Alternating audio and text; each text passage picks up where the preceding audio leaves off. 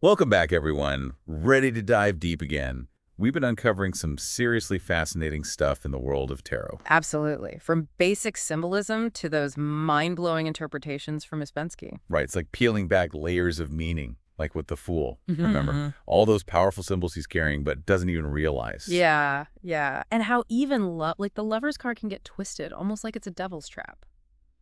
Ouspensky had some deep thoughts about that. For sure. So, for this deep dive, where are we headed? Today, we're going even deeper into Ouspensky's work, specifically how he paired tarot cards together. Okay, I'm intrigued. But there's a twist.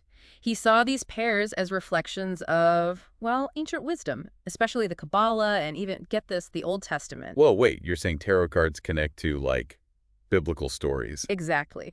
Ouspensky believed these systems, they weren't just random symbols, more like a roadmap to understanding, the human psyche and our place in the universe. Think of it like a conversation across time, using different languages, but talking about the same, like, fundamental truths. Okay, I'm with you. But where do we even start? This is big stuff. Well, Ouspensky starts with two figures. Total opposites, really. The magician and the fool. Cards 1 and 0. Think about it. Where are you on your journey? Good question. Are you stepping into your power like that magician? Or are you kind of stumbling along like the fool, totally unaware of what you could achieve? You know, if I'm being honest, I think I'm a bit of both. Some days I'm on fire, and others, well, let's just say I trip over my own feet. Uh-huh. Yeah, that's being human, right? But Ouspensky describes the magician as this conduit, channeling divine energy right into the material world. All the elements, he's got them at his fingertips, turning potential into action. Yeah, he's like the ultimate creator. But the fool, he's, well, a fool. What's the point there? Not so fast. The fool may be naive, but he's carrying that sack, right? Full of powerful, forgotten symbols. A scepter, cup, sword, even a pentacle. So even when we're totally clueless, there's still power there. Yeah. Like sometimes you just stumble onto a solution, without even trying. Exactly. Ouspensky's saying even in our most unaware state, we're still connected to something bigger, potential just waiting to be unlocked. It's about going from the fool's, like, blind optimism to the magician's conscious mastery. That's the journey we're exploring. Okay, I see the depth here. But how does this connect back to the Kabbalah or the Old Testament? Well, think about it. The magician, manipulating elements, creating, it echoes that biblical story of creation, doesn't it? He's like the demiurge, shaping the world from divine energy, like God speaking the universe into existence. Whoa. So are you saying we all have this spark of the divine, that we can tap into that same creative force? That's exactly the question Ouspensky wants us to ask. And it's not just about the physical world. It's about shaping our own lives, becoming conscious creators of our own destinies. Chills, literally chills, but also a little daunting. Like, how do we even start to tap into that? That's where the tarot journey comes in. Each card is like a stage, a challenge, a lesson. And Ouspensky's pairings, they're like a guide to help us navigate the terrain. All right, lead the way. Where did this map take us next? From potential, we move to opposing forces. The Empress and Judgment, cards 3 and 20. Picture this. The Empress, surrounded by blooming flowers, springtime, abundance. Then picture the Angel of Judgment blowing the trumpet, graves opening, dead rising. How do these two energies, total opposites, play out in your life? Whoa, that's a huge shift. The Empress is like growth and creation. When things are clicking, ideas flowing. But Judgment, that feels heavy, facing consequences. Right. Ouspensky's highlighting that life. It's a tapestry woven from contrasting threads. Empress, that's nature's creative impulse. But Judgment reminds us every action has a reaction. Like, you can't just create without owning the consequence. Exactly. Think of a garden. You can't just plant seeds and expect them to flourish. You've got to tend the soil, weed out what's not helping. So Judgment isn't about punishment. It's about balance. Like pruning a tree to make it stronger. Perfect analogy. And if we look to the Kabbalah, the Empress is often linked with Bina. That represents understanding, while Judgment is connected to Malkuth, the realm of manifestation. Hold on, back up. Sephi, what now? Oh, right, the Kabbalah. It's a mystical system, mapping out the divine like a cosmic family tree. Each Sephirah represents a specific quality, a force. Okay, so the Empress, as Bina, is about understanding that creative process. And Judgment, as Malkuth, is seeing those creations actually happen in the world. You got it. And even in the Old Testament, we see these forces. Think about Adam and Eve. The Garden of Eden, pure abundance, like the Empress's realm. But then they eat the fruit of knowledge, consequences, just like that blast from Judgment's trumpet. That is a seriously cool connection. So even these ancient stories are reflecting these universal principles. Exactly. Ouspensky believed these stories, they're not just historical events, they're archetypal narratives that play out in our own lives. Okay, my mind is officially blown. I'm seeing how these seemingly different systems are connected. And we're just getting started. Are you ready to dive into the next pairing? Lead the way, I'm hooked. All right, from the garden, we move to the throne room. The Emperor and the Sun. Cards 4 and 19. Have you ever felt like even when life's chaotic, there's this underlying order to things? Yeah, sometimes it feels like there's a bigger plan unfolding, even when I can't see it. That's the Emperor, that force, like the rules of the universe. Ouspensky describes him as representing the Tetragrammaton. That's the four-letter name of God in Hebrew. Law, structure, the energy of nature all rolled into one, sitting on a cube, symbolizing the material world, but his gaze is fixed beyond that. So he's like the architect, setting the whole system in motion. But where does the sun come in? The sun's the expression of that power, the life-giving force that makes creation possible. Ouspensky talks about the sun as the expression of the fiery word. He connects it to the logos, the divine word or principle of creation. So the emperor's the blueprint, and the sun is the energy that brings it to life. Nailed it. Now, in the Kabbalah, the emperor is associated with cheesed. That represents mercy, loving kindness. Wait, mercy? I thought he was all law and order. It's about balance, right? Cheesed isn't just blind compassion, it's directing that energy with wisdom. A good ruler balances strength with mercy, just like the universe operates through this interplay of forces. Okay, I see the nuance there. But what about the sun? Where does it fit in the Kabbalah? The sun's often associated with Tifereth. It represents beauty, harmony, balance. So the sun's not just raw power. It's about channeling that energy to create beauty and harmony. You got it. Think about Moses receiving the 10 Commandments on Mount Sinai. That fiery peak, that's the emperor's power. But the commandments, while being law and order, they're meant to guide humanity towards a more harmonious existence. Wow, that's a whole new way to think about it. So these tarot pairings are like keys to unlock hidden meanings in those old texts. Exactly what Ouspensky was getting at. He saw all these systems as interconnected, each one offering a different perspective on the same truths. Okay, this is getting really exciting. What's next on our roadmap? Let's explore the shadow side of ambition, the Chariot and the Moon. Cards 7 and 18. The Chariot shows this triumphant figure, but Ouspensky warns he's more about conquest than true mastery.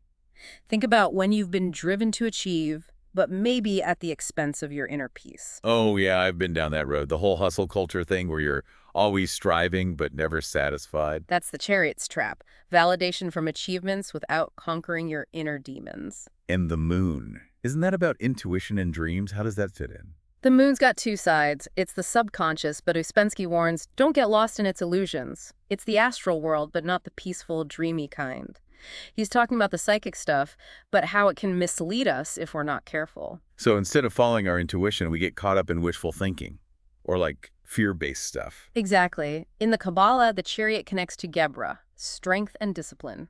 But without cheese to balance it, that strength can become harsh, even tyrannical. Like it's saying absolute power corrupts absolutely. Bingo.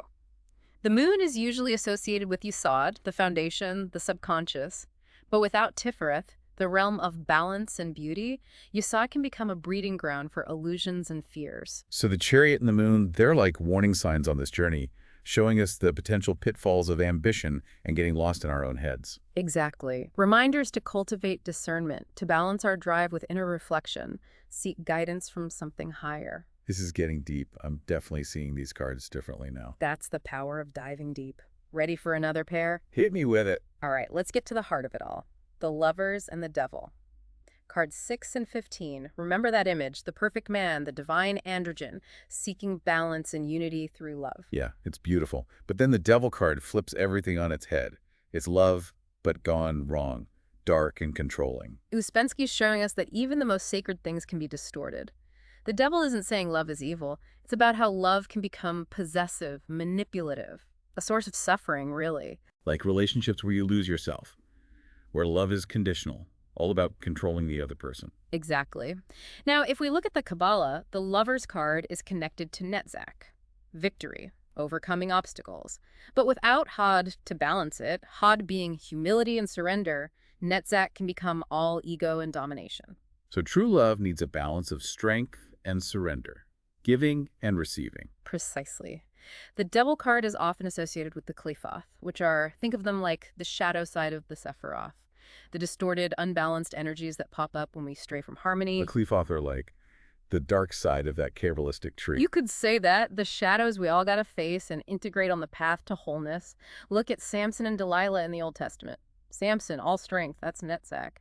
But his love for Delilah, who betrays him, leads to his downfall. A perfect example of the devil's trap. Wow, I'm seeing these stories with new eyes. They're not just stories. They're psychological and spiritual lessons. That's the point Ouspensky was making. He saw these ancient systems as woven together with these timeless truths about being human. Okay, mind officially blown wide open. We've covered so much already, but I'm eager to keep exploring. We're just getting started. So many more pairings to unravel, each with its own insights into the tarot, the Kabbalah, and all this ancient wisdom. Bring on the next pair. I'm hooked. Welcome back to our deep dive. Glad you're still with us as we navigate these fascinating pairings. Totally. I'm captivated.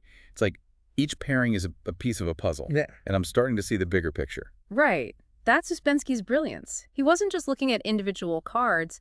He was showing how these ancient systems connect, how they speak to those same truths about us, about the universe. So what's the next piece of the puzzle? Let's shift gears a bit, from personal relationships to the structures that shape how we see the world. The Hierophant and the Tower, cards 5 and 16. Think about your own life, the structures there. Beliefs, values, institutions. Do they empower you? Or feel more like a cage? That's a tough one. I guess it depends. Some structures, they give you security, guidance, but others, yeah, they can feel restrictive, like they're holding you back. Exactly. Ouspensky says the Hierophant is like the keeper of tradition, the guide to the mystical, esoteric side of religions. He holds the keys to ancient wisdom, but he can also represent dogma, blind faith. So like a wise mentor, but also a potential authority figure who could lead you astray. Precisely. And then the Tower card. That's those structures shattering, the beliefs we build around ourselves crumbling. It's like truth, a lightning bolt, dismantling illusions and forcing you to face reality. That sounds intense, like a major shakeup, a total shift in perspective. It can be. Those moments when everything you thought you knew gets flipped upside down, when you question everything, rebuild from scratch. Yeah, I've had a few of those. Painful, but also kind of liberating, like finally seeing things clearly. That's the Tower's power. It breaks down those walls of perception and opens you to something wider, more expansive. So how does this pairing fit into the Kabbalah? Well, the Hierophant is often linked with Chokmah, wisdom and understanding. But without Bina, which is understanding and discernment, Chokmah can get rigid, dogmatic. So wisdom alone isn't enough. You need to apply it with flexibility, adapt it. Exactly.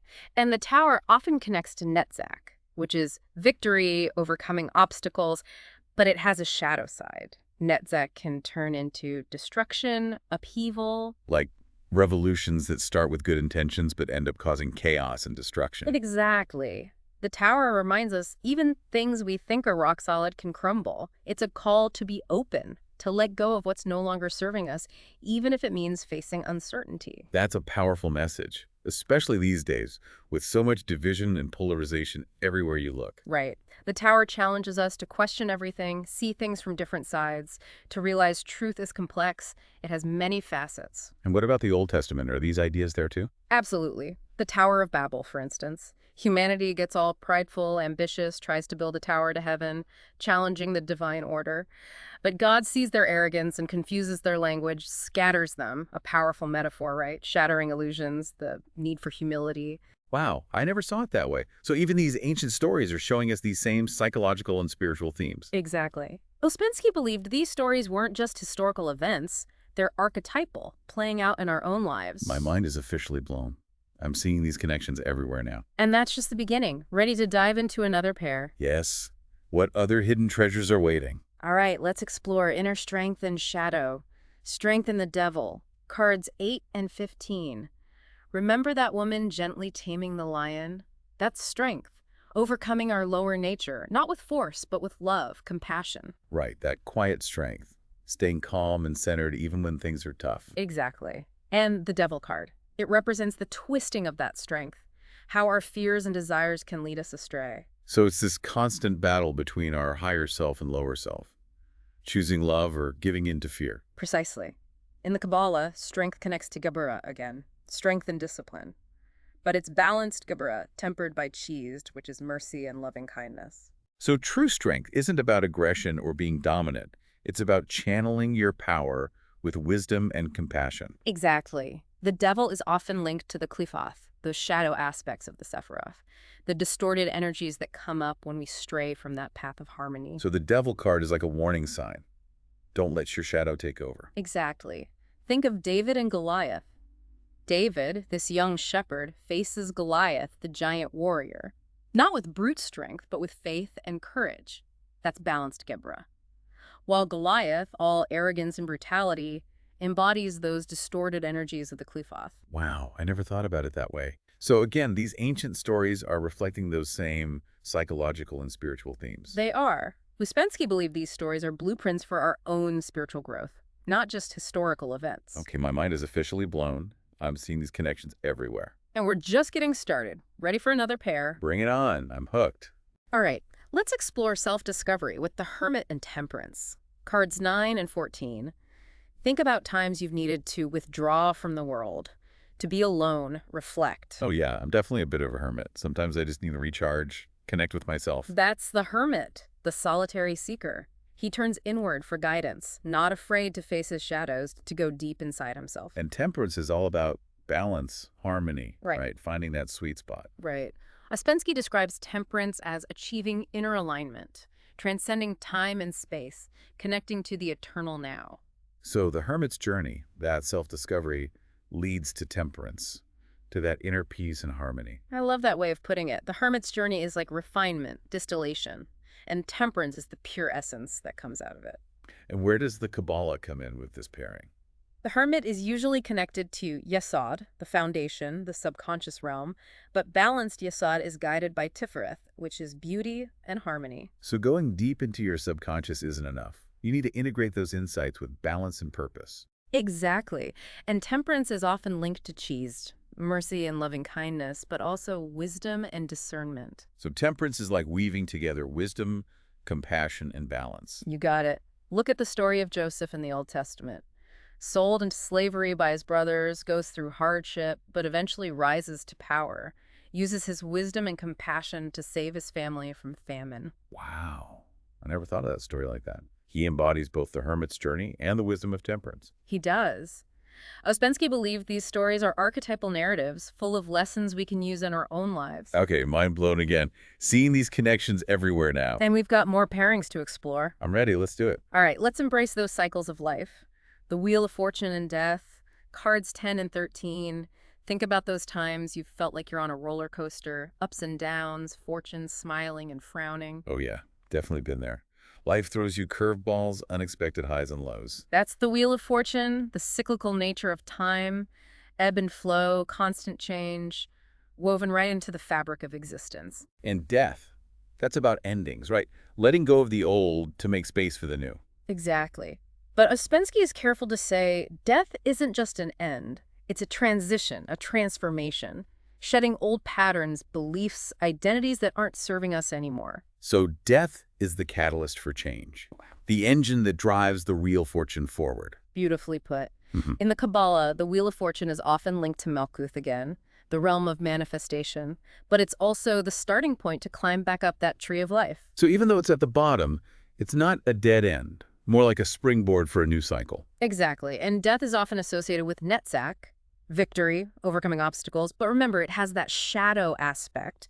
Netzach can also mean destruction, upheaval. So death can destroy or transform. Depends on how we face it. Precisely. Think about Noah's Ark. The flood, that's the destructive power of change, wiping the slate clean.